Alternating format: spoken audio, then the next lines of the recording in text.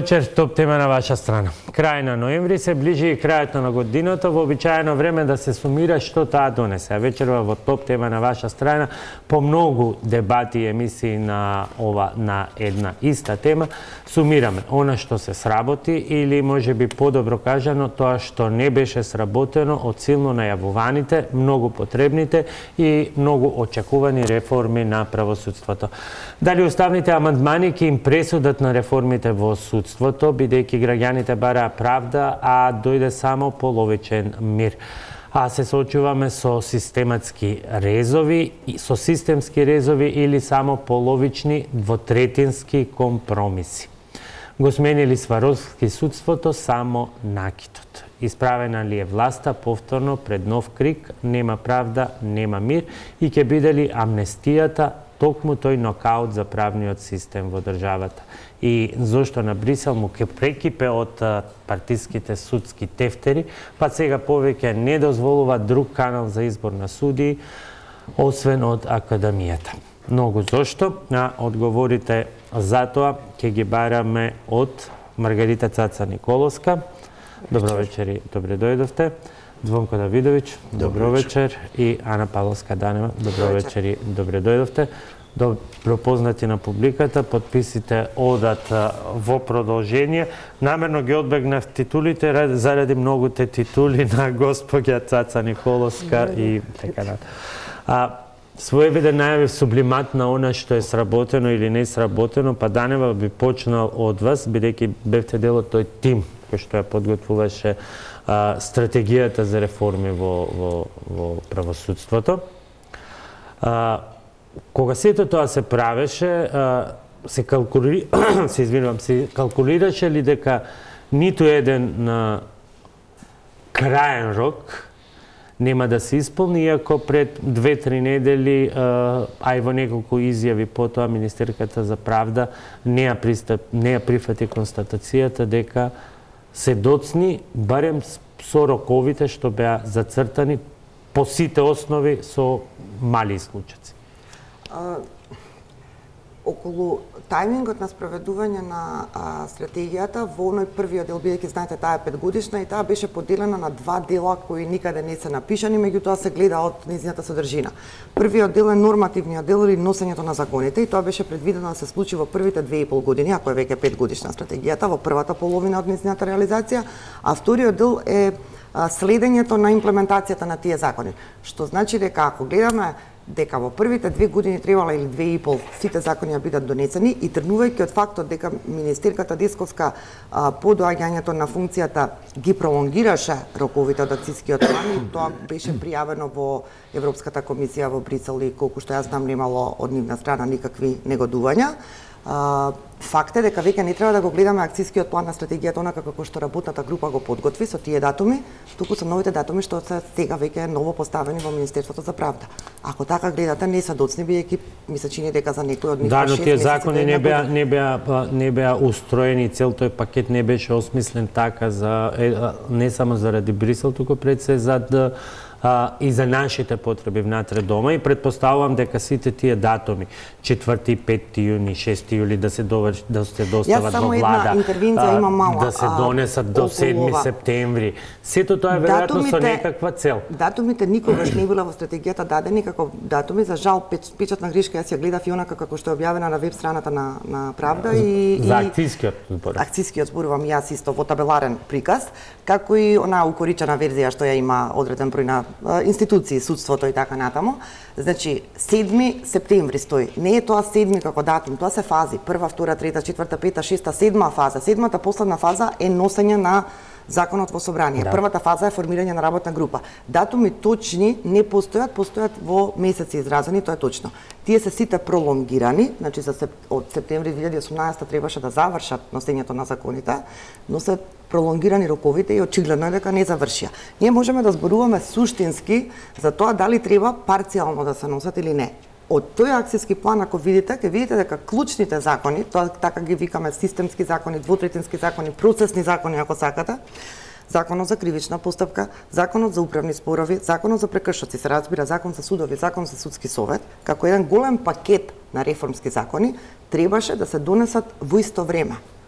Од многу причини. Прво, тие се врзани меѓу себе. Не можете да донесете закон за судови, а при тоа или за судски совет да не зборувате за закон за кривична постапка или закон за управни спорови. Во закон за судови предвидувате дали ќе постои висшиот управен суд или не, на пример. Од тоа зависи закон за управни судови, закон за управни спорови. Казето исто така, кривичниот законник. Тоа се 5-6 закони кои мора да идат во пакет. Имам впечаток сега дека се отстапува од стратегијата во поглед на носењето, колку што знам тука ќе помогне најмногу судија Цаца. Законот за судови и судски совет се бутка понапред, тие два закони како да некако ги претркуваат овие, а другите се ставени речиси под маса. Иако работните групи ги сработела и тие се готови.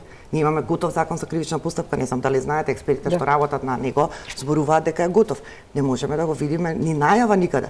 Јас работам во работев, го завршивме во законот за управни спорови, тој е готов. Не можеме ни најава да слушаме како ќе оди. Прашањето, сакате правно, сакате политичко, сакате опортуно, целисходно, зошто се цепкаат? Тие треба да одат во пакет. Прво затоа што се поврзани меѓу себе, содржината на едниот, на вториот, на третиот, на петиот закон се испреплетуваат и тоа секаде во светот, не само кај нас. И второ, ако сакате од политички опортунитет да говориме, двотретински се сите. На секој закон ќе се седнува се преговара со опозицијата. За секој закон ќе слушаме забелешки, па врати се иде чекор напред, како што беше со закон за судови и судски совет, па врати се 2 чекора назад. Опозицијата кажа... Тој институт на преговори со опозицијата надвор од институциите во таа форма на работна група стана појаки и од Венецијанска комисија и од се. И од тука револтот на јавноста, бидејќи не за џабе цел тој пакет носел датум, закон донесен во собранието 7 септември. Тоа е 7 фаза. Септември 2018, меѓутоа ништо не е. Например, и денеска требаше да го имаме веќе почнат процесот, например, на инкорпорирање на специјалното обвинителство во редовното. Меѓутоа, сега не само што се доцни, туку се соочуваме и со менување на концепти. Го слушнав јас ова го немам видено, меѓутоа фелата зборува. Тука имаме 20 членови кои што еден постојан, еден по ротацијска основа како дел од блупринтот на Советот за спроведување на судски реформи. И главните отстапувања се околу судскиот совет и околу специјалното јавно обвинителство, но да почнеме со она што е најактуелно, бидејќи секогаш прстот беше вперуван во судскиот совет.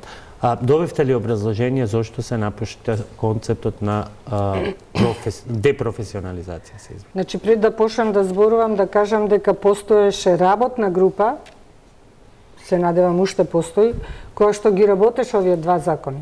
Закон за судови и закон за судски совет. Која што работна група ја следеше стратегијата или концептот кој што на некој начин е внесен во стратегијата. Јас учествував и во стратегијата, и во работната група, и сега последниот пат кога се зборуваше за законот за судски совет, исто бев учесник во смисла на дискутант. Она што сакам да кажам е дека стратегијата и работната група ги изготви двата закона во дел кој што зборува за сосема друга опција на формирање и позиција на тој судски совет, од причини што судскиот совет како орган во сите тие забелешки меѓународни и национални беше детектиран како како орган кој што фактички го спречува нормалното функционирање на судовите и владење на право, независност на судство и така натаму. И најголем број, да не кажам дека скоро сите членови во работната група, освен размислувањето на одредени членови на судскиот совет, беа на линија дека треба да се прави депрофесионализација на тој орган од многу причини. Прво од причина што тие членови на судскиот совет да не се заборават во вршење на својата функција како членови на судски совет. Зборувам за оној дел кој што е од редот на судовите, значи, или редот на судиите. Судиите сами меѓу себе разговараат и размислуваат за таа опција, значи да ја вршат функцијата член на судски совет, меѓутоа во исто време да ја вршат и функцијата судија на тој суд од каде што се избрани. Меѓу другото, во цело време на носење на овие или презентирање на овие опции, се правеше и споредба не само со нашиот уставен систем дали е компатибилен или не, меѓутоа и со други искуства и заради тоа целата група отиде во таја насока и се направија тие закони така, со депрофесионализација. Исто така за депрофесионализацијата, еден од сегментите беше и оној дел кај истакнатите правници. Сите испитувања, сите разговори, сите интервјуа беа во таа насока дека не можете да обезбедите истакнати правници да бидат членови во тој судски совет, а во исто време да барате од нив они да си ја напуштат својата професија. Дали тоа станува збор за професори, дали станува збор за адвокати, дали станува збор уопште сега за други кадри кои што се во разни институции каде што се истакнати како правници. Не можете да очекувате, професор имаме да земе обврска 6 години да биде надвор од професурата. Па како ќе се врати назад?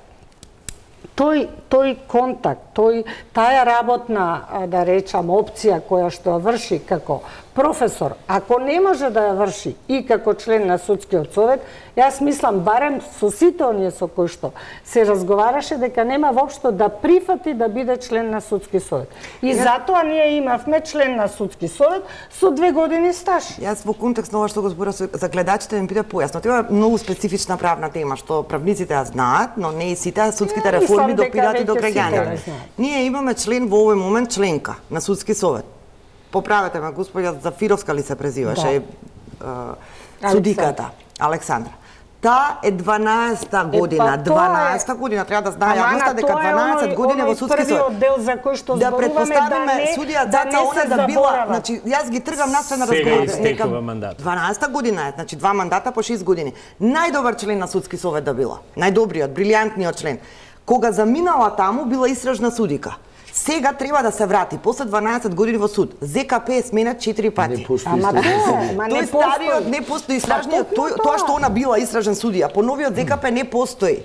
Да не ви кажувам лепеза на закони за 12 години у нормални држави се менуваат, а не пак у држави кои што се во транзиција. Како ќе се врати сега да суди? Истото ќе важи за идните, за Фировски и така натаму. За судиите првенствено зборувам. Баталите, адвокатите и професорите ќе судат 6 години, ќе работат настрана и после тоа треба да се вратат, нема да си го најдат законот по кој што судат.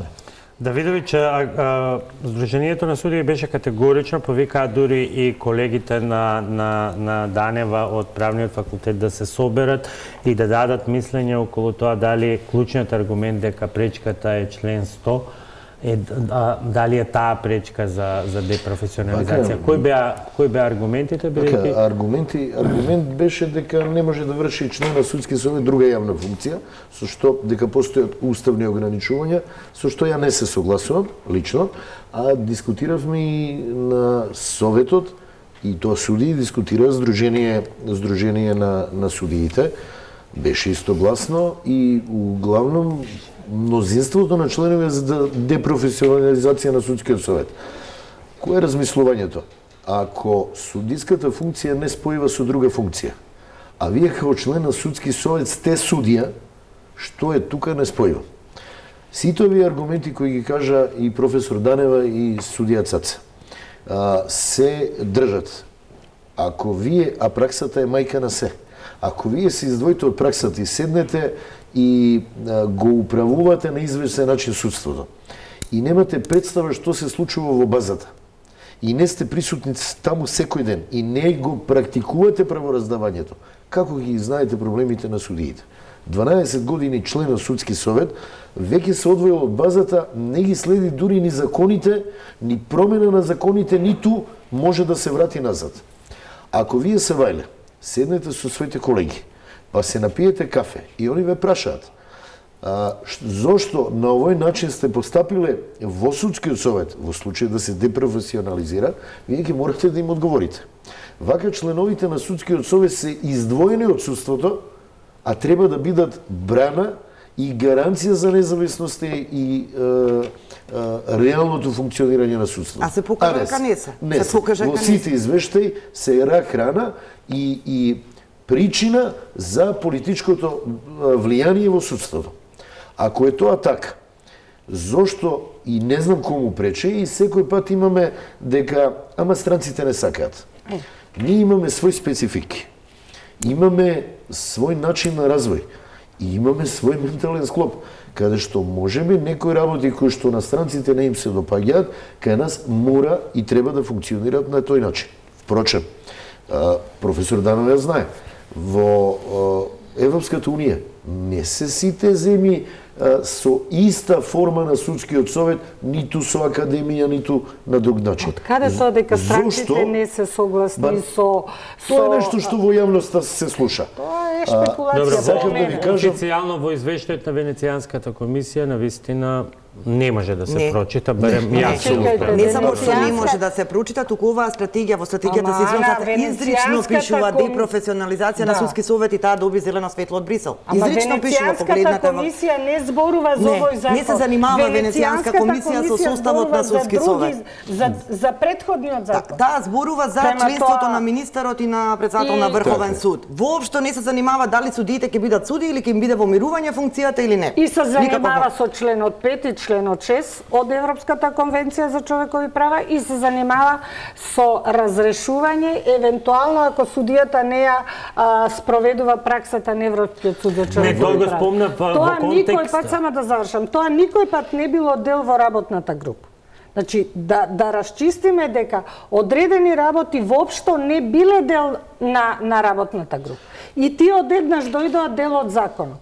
И кога работната група, лично јас и на тој состанок на овој советот изреагирав за тие неколку членови, после тоа Венецијанската комисија даде негативно мислење за тие членови. И тие членови, новите членови, нели едно време повторно се донесе закон за судови, тие членови повторно сега се бришат заради тоа што Венецијанска комисија и окей што дала мислење. Само да завршам. Према тоа поврзаноста на судскиот совет и судиите, базата ќе биде многу поголема и понераскинлива, и јавноста во нивното работење ќе се зголеми, а со тоа и самата одговорност. Нешто што до сега го немавме. И тоа е толку очигледно да навистина не знам зошто има отпор. И да не остане недокажано кога се повикуваат и во медиумите слушам новинари, експерти се едно на членот 100 и на неуставноста. Да не заборавиме членот, таа одредба од уставот е амандмандирана. Постои амандман кој што вели дека е неспојлива судската функција со вршење на било која друга функција и така натаму. Освен ако не е уредено со закон, дајте да не го забораваме тоа за нас правниците, тоа најважно. Е сега тој закон е токму законот за судски совет. Тоа сакам да го прочитам сега членот. Ама тоа е нешто што се гледаше кога се нема никаква неуставност тука. А и уште плюс, само што да додадам, вели, член на судскиот совет, од редот на судиите, ќе престане да биде член на судски совет, ако истиот биде разрешен од судиската функција. Па тој е судија. Судија, не е судија. Нема, мислам... Нема друга функција. И она што е најважно, Уставот едино предвидува 6 години мандат. Така. Тука е проблемот и не можеше да се скрати мандатот. Зашто размислувањето беше дајте барем мандатот да се скрати 4 години. Но со устав меѓутоа уставот е тоа нема тука. И компаративните искуства говорат во повеќето држави во ЕУ дека е токму професионал тие тела, тоа не е секогаш судски совет, има разни комисии и така натаму, да. Тие луѓе истовремено се и суди, на никој не му представува судискиот мандат или судиската функција на никој. Словенија не е само Словенија, многу добро, држави. јас зборувам од регионот. Словенија има состојба каде што се уште судиите ги бира парламент, па влегоа во Европска унија. Словенија има систем каде што членовите на судски совет се суди кои што ја обавуваат судиската функција, немаат никакви проблеми. Хрватска исто така, сега некој не им одговара тој систем во Хрватска, па као ќе го менуваат. Океј, секаде има проблеми. А Венецијанска комисија вака вели, да се провери и да се остави, да се види како ќе функционира, мислејки на новото законско решение. Ние повторно и тоа го укинавме, односно сега веќе на ЕНР законот за судови, каде што депрофесионализацијата е тргната, и мене стварно ме интересира од каде доаѓа сега тој наплив кога најголем број од судиите, кои што треба да бидат членови на тој судски совет. Се за тоа. Се за тоа. Сдруженијето на судии, академската јавност, невладиниот сектор, и одеднаш ние сме пред друг сосема концепт на судски совет. Каде ги гледате причините и дали се во она што го споменав и во најавата, а тоа се двотретински компромиси кои што ќе одат на штета на потребните и вистинските системски резови, бидејќи кога сме кај судскиот совет, една е констатацијата која што се повторува од сите можни инстанции. Судскиот совет не успеа во својата клучна улога да ги заштити судиите од политички влијанија и од претседателите на судови кои работат надвор од законските рамки. Ова е копи-пест од извештај во извештај на било која. Јас не верувам дека проблем за одредени одстапувања од стратегијата се политички причини. Затоа што се овие двотретински закони, прво стратегијата на времето кога се подготвуваше уште у фаза на нацрт, покрај тоа што учествува огромен број на невладини организации, стручни здруженија, фелата целосна судска, јавна обвинителска, сите беа вклучени со исклучок на адвокатска комора, во тоа време не соработуваше со никој. Меѓутоа, поединци адвокати имавме постојана комуникација и зборувавме. Ние не слушнавме од опозицијата проблем за оваа точка на стратегијата. Ниту пак истакнати експерти, блиски до опозицијата, пратеници од опозицијата, правници, поранешни министри, заменици, не сме ги слушнала во јавност за да кажат дека ова проблематично решение, депрофесионализацијата на судскиот совет. Исто така не бара ни членот 5, членот 6 и праксата на Европскиот суд да биде внесена во закон и да биде основ за разрешување. Во време кога ја правевме стратегијата и во време кога се разговараше. Па одеднаш излезе дека опозицијата е таа која што исклучиво барала тие членови да бидат. Тоа е можеби ваша предпоставка. Ама не е моја, него е кажано. За ова зборувам, за денешново. А за денешново? За депрофесионализацијата на судскиот совет, лично не мислам, може да предпоставуваме, ниту сме преговарачи ние, ниту знаеме што се случува. Нити па е кажано нешто. Мојата предпоставка е дека не е политички проблем. Ниту мислам искрено дека во овој момент опозицијата размислува за закониве двотретински, системски и така натаму, дека што би се случувало со депрофесионализацијата, со, не знам, оптимизација на судска мрежа, и тоа е став, и тоа е проблем за опозицијата. Ние имаме мали судови кои што не работат со полн капацитет. Тоа се судови составени од 1, 2, 3 судии и постојат како посебни судови. Потребно е да се рационализира таа судска мрежа. Тие мали судови треба да се припојат кон големите, територијално најблиски. Ова е многу болно, тешко да се каже. Мене најверојатно нема да ме сакаат граѓаните на малите градови кои што имаат судови, кога ќе кажат професорката сака да ни се укине судот. Ама сега тоа треба да се направи, политичарот е тој што треба да направи реформа која што е болна. Бидејќи прво ние имаме еден генерален политички став дека ние и за администрацијата, за која што велиме дека е гломазна, велиме дека нема да има отпуштање, туку ќе се прелева. Ама тоа е став на политичката елита, ми некоја ме прашате, јас предавам административно право и јавна администрација, јас ќе кажам треба да се намали бројот. Затоа барам политички мотиви. Па сега затоа велам политичка волја прво побарајте. После барајте политички мотиви кои што би биле контра. Прво треба да се има политичка волја да се направат крупни резови. Кога зборувам за малите судови, не зборувам само за фактот дека има месечен прилив од 30, 40, 50 предмети месечно, добива судов 30 предмети. Настрана тоа. Како АКМИСот и електронската распределба ќе заживее? Објаснете ми, ако имате еден судија кривичар, еден судија цивилист. Ма немаат кривичен совет. Ама еден Одат судија во друг град кривичен совет да решава. Значи, каква е распределбата кога имаме еден судија или двајца судии? Тоа значи се местат, односно не се мести еден е судијата, еве го кривичарот, еве го цивилистот. Нема електронска распределба.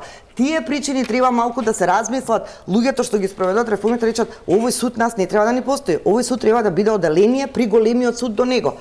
Тоа е тешко, тоа е болно и не се прави. Јас колку што знам дека тоа е во опција. Па каде е на ЕНР? Па не го гледам. Во закон за судови. Тоа е во опција заради тоа што наводно се чека анализа, не наводно, него дел од таа анализа веќе е направена и дека тоа ќе оди во некоја втора фаза. Вие сами рековте дека... Пак се менува законот за судови. Ама не бе, ова требаше да биде последната фаза. Ова е некое друго прашање. Истото беше и за Вишиот управен суд, дека од кој ќе се направи анализата, да се види што, како и јас за тоа можам да ви кажам дека анализата е предадена на Министерство на правда во на 7 август. Има вкупно број 120 страници.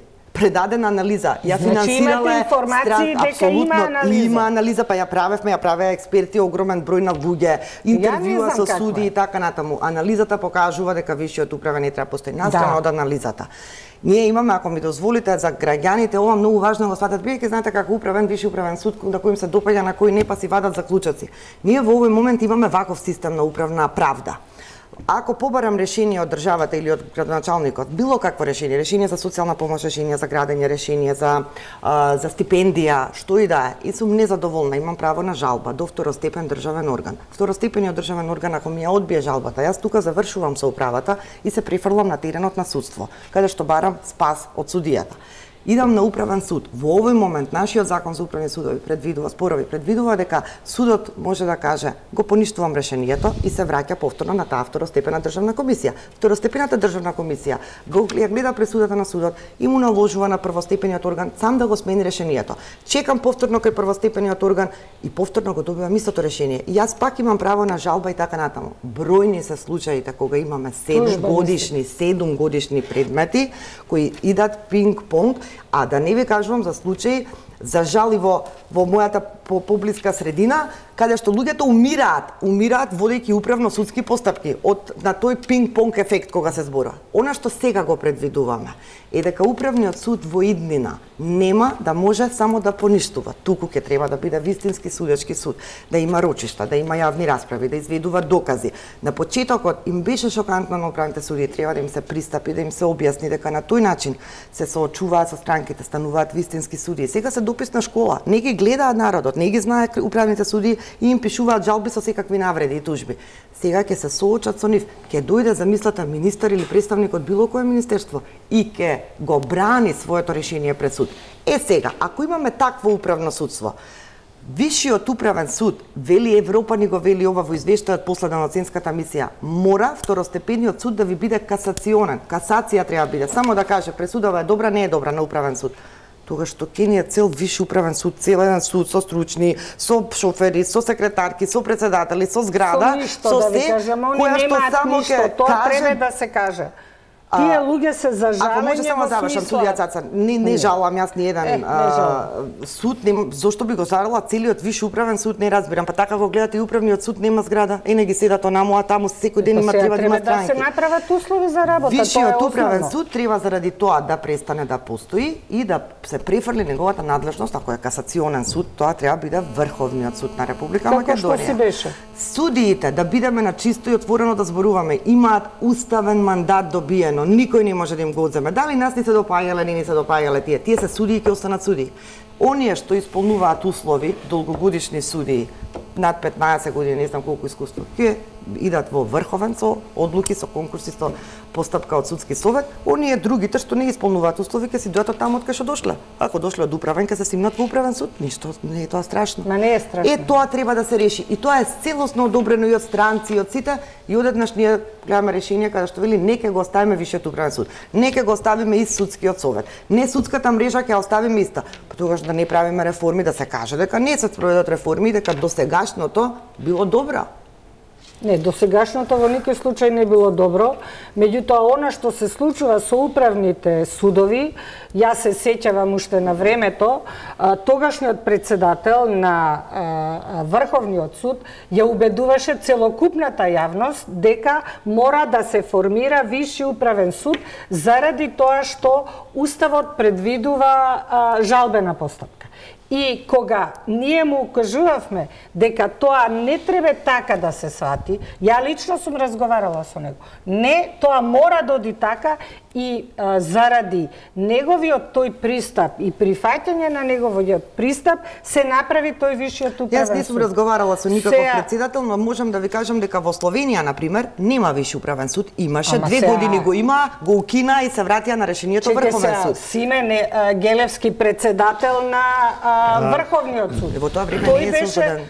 Во тоа време неговиот Вишиот управен суд е создаден 2010 година во време на министерствување на господинот Михајло Маневски. Не зборам ја за министер, зборам за председателот на Врховен суд кој што сакаше да ја намали оптеретеноста на Врховниот суд од управните спорови и се формира управните судови, а тоа апсолутно мора да се формира. Со Вишиот управен, кога се формира Вишиот управен е формиран 2011 година. Ама ви кажувам зашто се формираше, што ја не се согласувам. Меѓутоа, толку многу имаме чекори во некој неход, да речам, да ние тргне еден чекор напред, 3 врати се назад. Ова што вели професорката Данева и судиите на Вишиот управен суд, тоа го кажуваат. Они самите велат дека имаат мал број на предмети. И покрај тоа што имаат примена веќе на јавност, значи јавни седници држат, мериторно одлучуваат, меѓутоа очигледно дека таа анализа за која што вие зборувате дека е готова, ако се презентира, ќе се види дека тој Висши управен суд не зашто таа анализа ја нема. Да ја има тоа. Каде исчезна големата политичка волја за корените резови која што очигледно еве низ овие примери сега ја нема. Она што требаше да биде втора фаза, барем во однос на носењето на регулативата, сега некако се разводнува на втора и пол, трета и со 3 точки. Тоа можеме само да нагаѓаме, навистина не знам, еве ви кажавме што беше идејата, што сработеа работните групи, што дадо истражувањата како резултат и наеднаш имаме дека сето тоа не се предвидува на тој начин и законот добива некој друг текст. Јас разбирам, јас разбирам дека е потребна инклузивност. Разбирам дека политичките партии треба да разговарат и преговарат меѓу себе, затоа што впрочем тие и во собранието преку пратеничките групи ќе ги донесат законите. Али не може со политички средства и политички обиди да се реши правниот систем. Правниот систем мора да се реши со правни средства. И тоа политичарите мора да го остават на правниците. Ако политичарите продолжат да го регулираат со правни механизми и средства правниот систем, ние нема да мрднеме. Колку сега новите одредби околу можноста за разрешување, односно, како што се вели, гласање, недоверба на членовите на судскиот совет, ќе ја зголемат одговорноста, бидејќи голем дел од оценките беат сега дека се тие практично недопирни. Така. Мене многу ме изненади воопшто тој дел од законот за судови и тој дел од законот за судски совет, значи воопшто нема коментари околу тоа. Тамо имаме оценување на суди, тамо имаме вреднување на работа на суди, тамо имаме одговорност на судскиот совет, односно членовите на судскиот совет, тоа помина без било каков коментар. Значи, имаме стварно една ситуација која што не е многу јасна од делот на стручната фела. Тамо во тие законски одредби, тука се многу дотакнати судиите.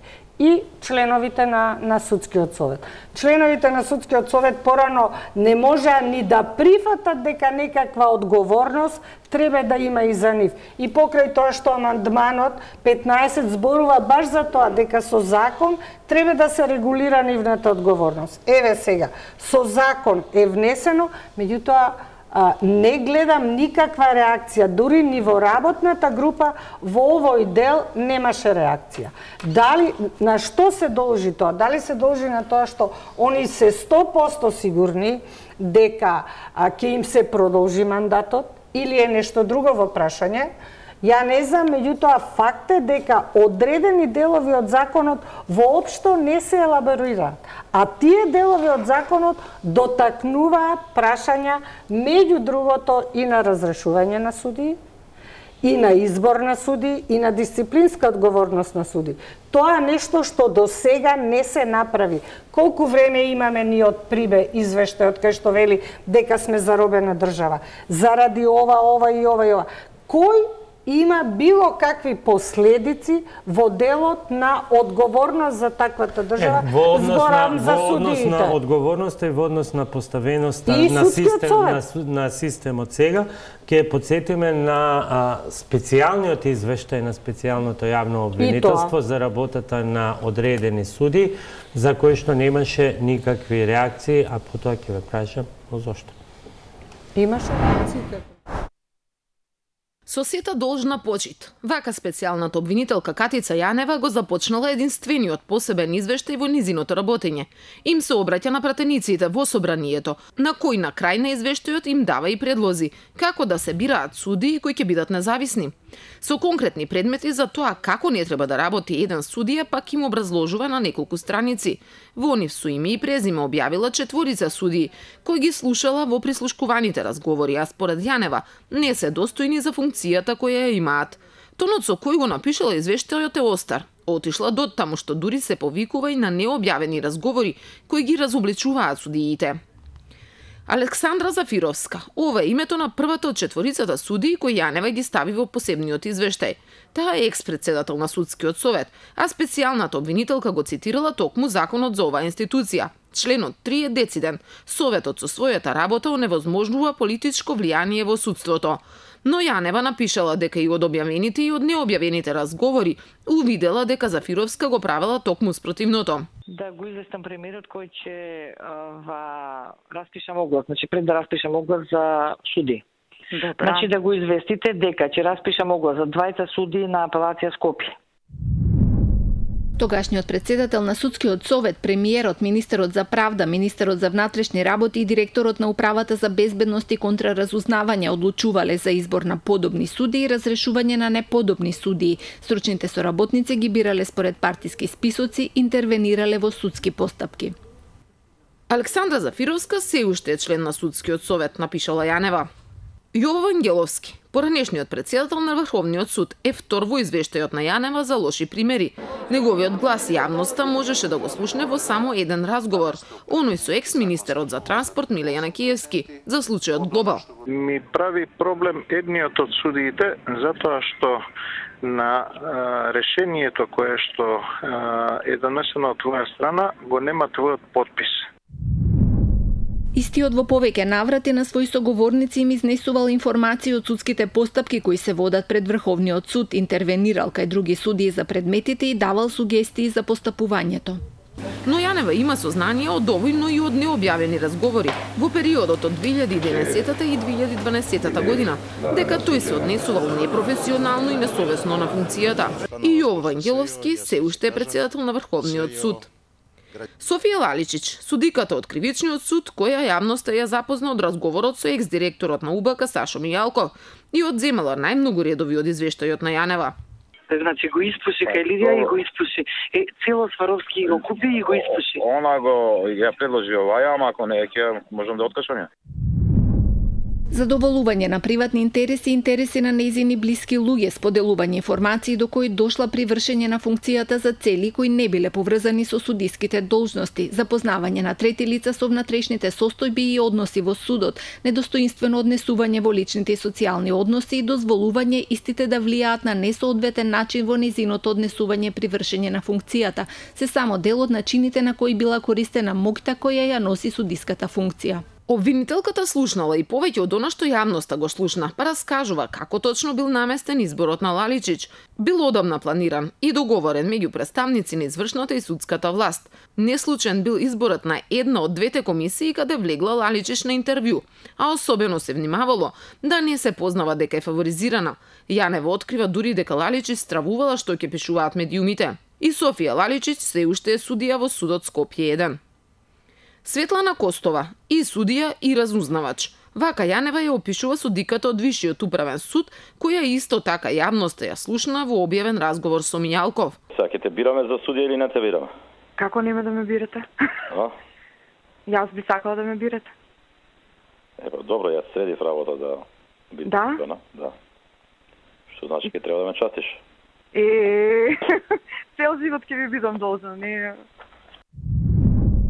Телефонските комуникации остварени од судијата Светлана Костова во месец септември и октомври 2011-та, 2 до 3 месеци по незиното стапување на функцијата, покажуваат дека таа продолжила активно да учествува во дневните обврски на Управата за безбедност и контраразузнавање, околу организирање и посредување при состаноци и преземање на други работни задачи кои спаѓаат во делокругот на секојдневното работење на УБК. Последниот коментар на Костова е јасен показател колку овој судија ќе биде независен при вршењето на судиската функција, напишала Јанева. Но според низините сознанија, Костова, откако била избрана за судија, сепак продолжила да соработува со УБК, каде претходно работела. И Светлана Костова се уште е судика во Висшиот управен суд. Посебниот извештај Јанева го објави на 15 септември годинава. И 2 месеци подоцна ниту еден од овие судии не ја одговори на јавноста дали се точни тврдењата на Јанева. Одговор од судиите не побара ниту судскиот совет, институцијата која е единствено надлежна да биде чувар на честноста и кредибилитетот на судиите. И тоа беше подсетување на извештајот, специјалниот извештај на специјалното јавно обвинителство, кој што во услови кога судскиот совет вообичаено изјавува ние не сме надлежни, останува засега само во фиока. Господине Давидовиќ, има ли инструменти ова да се операционализира? Апсолутно. Соодветно, или сме на добар пат да докажеме дека рибата мириса од опашката, а не од главата? Апсолутно. Значи, грешат луѓето кога викаат дека треба да се предвиди посебно кривично дело во Законот за судии. Секој сторува кривично дело злоупотреба на службената положба и овластување, не постапувајќи според она што е должен да постапи или постапувајќи спротивно на тоа што требал да го направи. Така да изненадува што извештајот е даден, ама ништо не е, што би рекле вие, операционализирано, односно не е процесуирано против ваквите судии.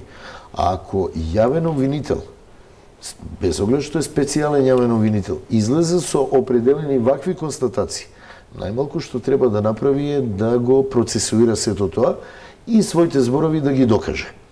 Вие сте свесни дека не е само овој случај каде што едноставно према судиите и обвинителите, и тоа луѓе за кои постојат дури извештаи и основани сомневања, не е преземено ништо. Вие за АКМИСот немате резултат.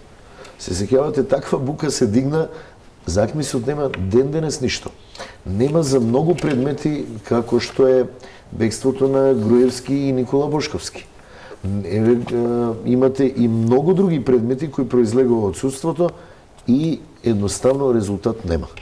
Тоа покажува дека обвинителството не ги презема действијата кои треба да ги преземе и дека и понатаму останува судството во рамки на своето однесување менталниот склоп, правосудството, имајќи го предвиди обвинителството и судот, и начинот на однесување изминативи 11 години, каде што беа посочени заробеноста на судството и институциите, селективната правда, двојните аршини, едноставно неможност да се дојде до вистината и на вистина правдата и секој да биде еднакво пред законот и да одговара за оно што го направил. Имам уште едно прашање, дали овој извештај требаше да заврши само во собранието? Апсолутно не. Дали требаше да заврши во редовното обвинителство и дали со оглед на тоа што Јанева во извештајот, како што се кажува, има и други докази, освен снимките кои што ние ги слушавме и ги слушна и јавноста, можеше и сама да го окрене. Ако вие како обвинител дадете извештај во собрание во кој ќе наведете дека од снимките нешто што ви е делокруг на работење, значи затоа сте формирани. И уште наведете дека постојат и бројни други докази. Вас ви е обврска, не желба, него обврска тоа да го процесуирате со јавно обвинителска одлука. Се додека на тој начин не се однесува секое обвинителство, па и специјалното, ќе имаме ваква правда и односно неправда и непостапување и нефункционирање.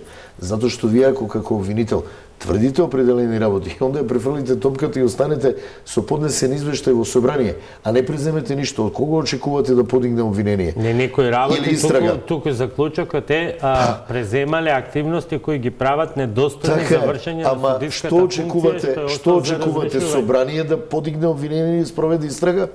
А вие сте обвинител. Јасна е тоа ситуацијата. Е за кривично правната одговорност. Јас се прашувам каде е судскиот совет тука да реагира. Па можете да се прашувате судија Цацама до сега. Ние имаме реакција од судскиот совет по ова прашање во кое што вели он дека не е надлежен.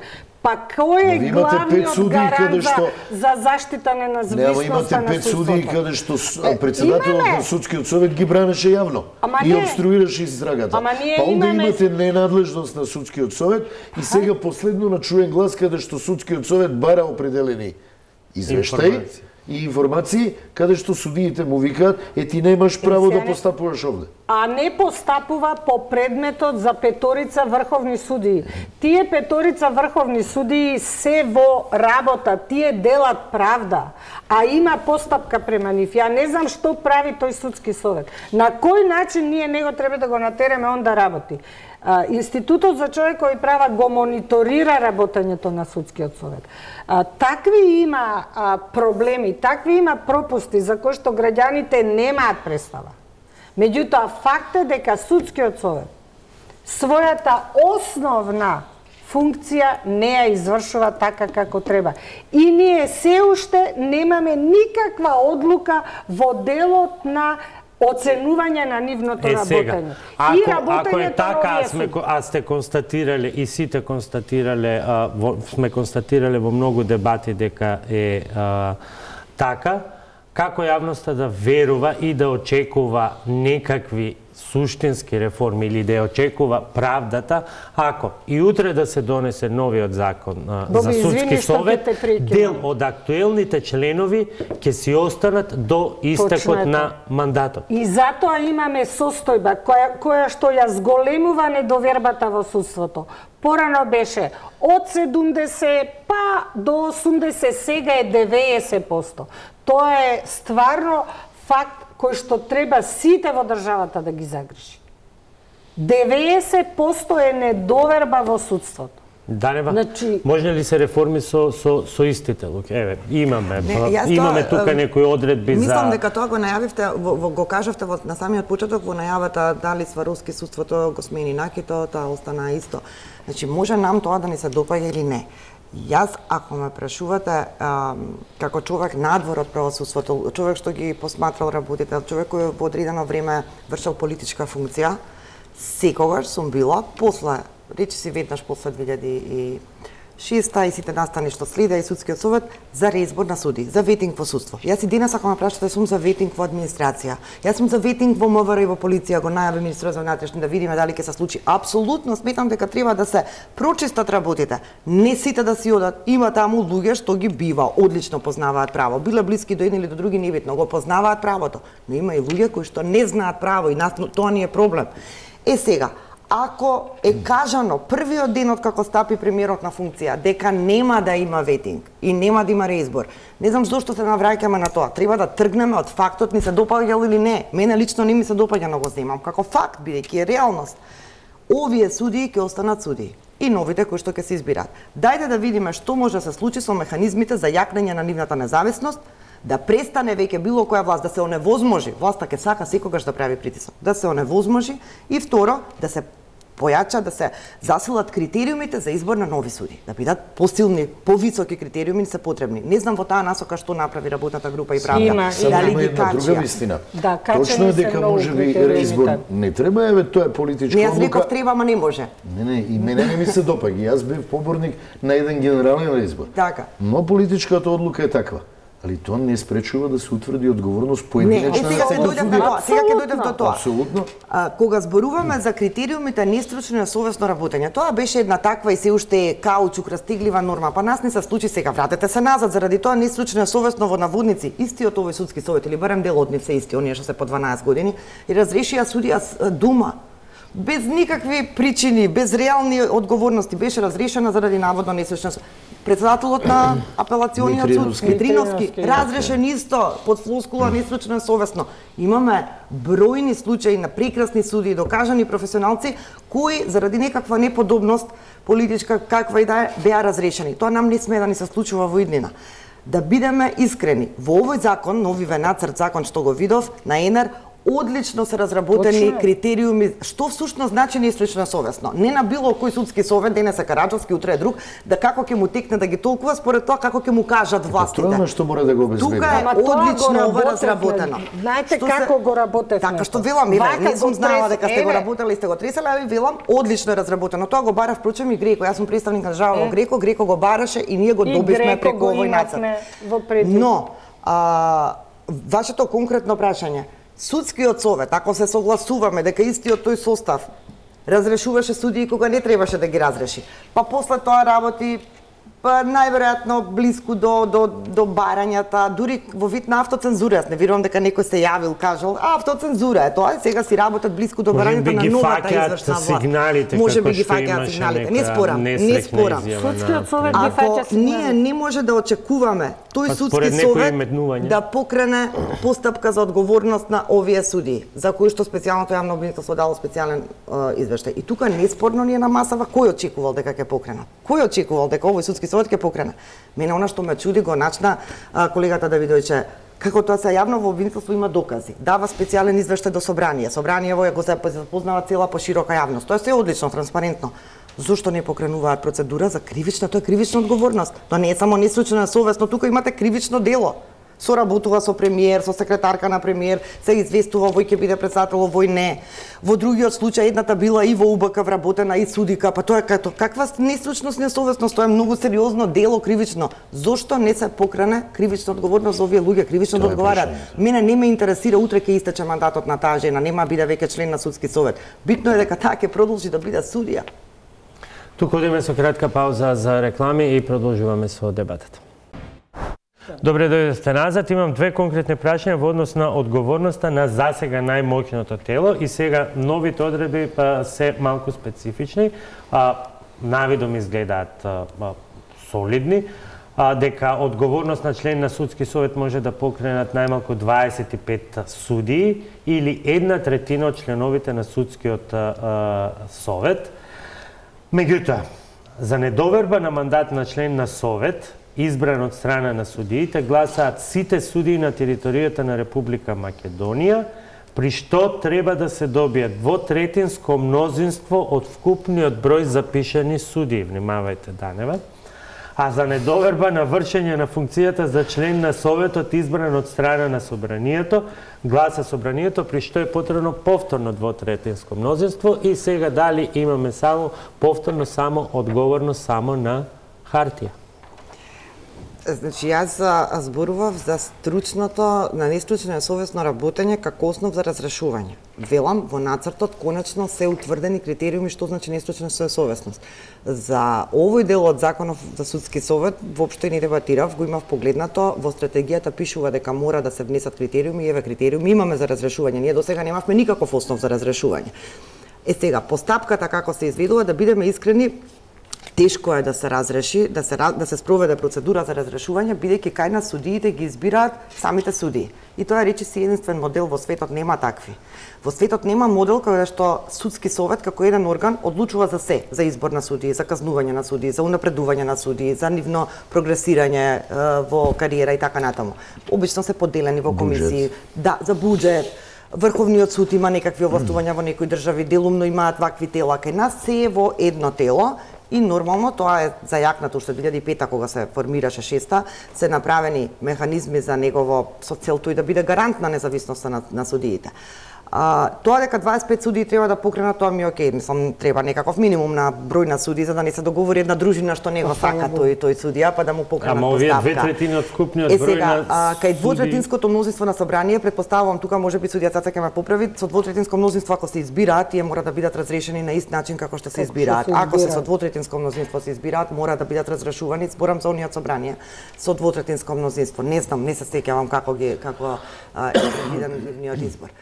А што се однесува до ова, од една страна можеме и про и контра да имаме аргументи. Од една страна, така се заштитени со менување на власта и со влијание на различни политички елити, нели како ќе се менуваат, да не им се врши влијание да бидат разрешувани само заради тоа што биле избрани од некоја или во времето на некоја претходна власт, па се бара двотретинско мнозинство. Од друга страна, тешко е навистина да се обезбеди двотретинско мнозинство од целиот број на судии. Сега не знам дали од сите судии или од оние што излегле на гласање. Од вкупно запишаните судии во регистарот. Тоа е сериозна бројка што треба да гласа. Пазете, не знам зошто не се отишло на решение да гласаат оние кои што го избрале, бидејќи они се бирани според апелациони подрачја. Оти судиите во Штип немаат појма, ништо конкретно не знаат за судијата од Гостивар, кој што е избран за член на судски совет. И сега зошто би требале тие да се произнесат против него? Си го знаат оној од нивното апелационо подрачје, за него гласаат, мене би било логично, не знам, дека тој што гласал, ако сум гласала за еден представник од моја апелационо подрачје, за него треба и да гласам да го разрешувам. Уште еден елемент на недопирливоста, законот ќе важи од моментот на донесување, што значи за грешките од тој момент натаму, не и за минатото. Тоа е нормално правно правило, дека законите немаат ретроактивно важење. Значи за грешките што ги прават, они можат и сега да одговарат. За двотретинско мнозинство. Кривично. За двотретинско мнозинство и логично е, ако собранието ги бира другиве членови со двотретинско, не можете да предвидите поинаку да биде за делот на судиите, за да имаат некаква равноправност. Не сум сигурна дека им е потребно двотретинско мнозинство за избор од колегите судии. Јасно, но за разрешувањето зборувам, споредувајќи ги членовите кои не се судии и членовите и најверојатно тука не треба да има разлика. Да има разлика. Уште едно прашање околу реформи, па да се вратиме на актуелна ситуација. Само уште едно поднос на ова прашање. Значи, ние имаме проблем со тоа што имаме личности кои што многу лошо направија за судството. И сега, кога ги правиме сите овие законски решенија, пред нас се тие личности. Идејата на овој закон, идејата е да има квалитетни луѓе кои што ќе се борат за за независноста на судството и за се она што е надлежност на судскиот совет. Цаца Николовска, вие убаво знаете дека меѓу тие луѓе има луѓе кои што ќе си останат со функција, па некои до 2020, некои до 2021. Јас се согласувам и јас затоа велам дека одговорност и сега може да се бара од тие луѓе. Сосема краток коментар, за сакам да ја искоментираме и амнестијата. Зошто толку премногу се попушта под инсистирањето на Брисел и јавна тајна е тука дека најмногу притиска Франција, кадарот исклучиво да се црпи и натаму само од академијата, отфрлен и хрватскиот пример за стручни соработници во судовите со над 10 години стаж и така натаму, ако веќе јавното обвинителство алармира дека фалат најмалку 40 обвинители. Еден конкурс од оваа емисија. Само во Скопје. Во Свети Никола имате случај каде што постои само еден обвинител. Еден единствен кој е пред пензија. Значи, имате многу обвинителства каде што немате кадар, ама имате многу судови каде што немате судии. Каде што се еден или двајца, каде што не може да се обезбеди ни акмис, ни избор на предмет да падне кај различни судии. зошто Франција, директорката беше одликувана, колку што знам, со високо јасно е дека ако ги броиме и донесите, дека Франција има најмногу донирани и други земји, меѓутоа, веројатно треба да се има некакви аргументи за спецификите во кои што се заложбата на колегите, а воопшто на Советот е да се овозможи една мала врата, интервентно, да бидат и да влезат луѓе во судството и во обвинителството надвор од академијата, а кои сепак биле долги години стручни соработници кои се исклучително добар и здрав кадар.